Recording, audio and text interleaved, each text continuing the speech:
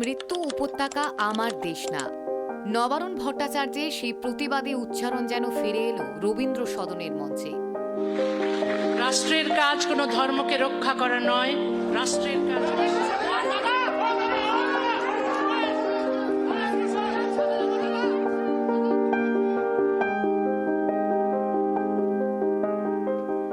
দীর্ঘ ১৯ বছর পর কলকাতায় ফিরে আবেগের কথা বললেন তসলিমা নাসরিন।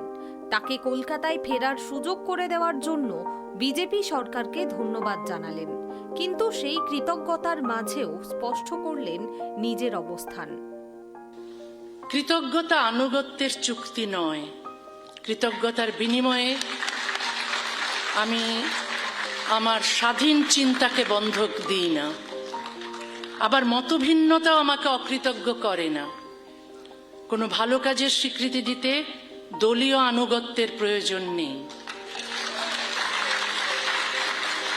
দ্বিমত প্রকাশ করতেও বিদ্বেষের প্রয়োজন নেই।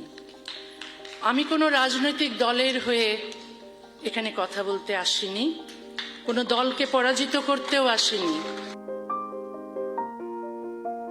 অনেকেই ভেবেছিলেন শনিবার সন্ধ্যায় ধন্যবাদ আর প্রশংসায় বিজেপি সরকারকে ভরিয়ে দেবেন তসলিমা, কিন্তু রবীন্দ্র সদনের সেই মঞ্চে অন্য সুরে কথা বলে সেই ভাবনাকে ভাগীরথীতে ভাসালেন দ্বিখণ্ডিতর লেখিকা। এদিন রবীন্দ্র সদনে এসেছিলেন মুখ্যমন্ত্রী শুভেন্দু অধিকারী সহ বিজেপির প্রথম সারির নেতারা।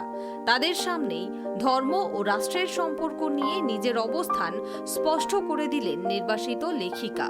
বললেন, রাষ্ট্র কোনো ধর্মের অভিভাবক নয়। রাষ্ট্রের একমাত্র দায়িত্ব নাগরিকের অধিকার, স্বাধীনতা এবং সংবিধানের মূল্যবোধকে রক্ষা করা। রাষ্ট্রের কাজ কোনো ধর্মকে রক্ষা করা নয়, রাষ্ট্রের কাজ বিশ্বাসী ও অবিশ্বাসী সব নাগরিকের সমান অধিকার রক্ষা করা। লজ্জা দ্বিখণ্ডিত আমার মেয়েবেলা, তার একের পর এক লেখায় সাম্প্রদায়িকতা, উগ্র মৌলবাদ এবং মত প্রকাশের স্বাধীনতার প্রশ্ন উঠে এসেছে। আর রবীন্দ্র সদনের মঞ্চেও সেই একই অবস্থানের পুনরাবৃত্তি করলেন তিনি। বুঝিয়ে দিলেন তার ভাবনাকে অবজ্ঞা করা সহজ, কিন্তু উপেক্ষা করা কঠিন। যে জীবন নীরবতার বিনিময়ে কিনতে হয় সেটি স্বাধীন জীবন নয়।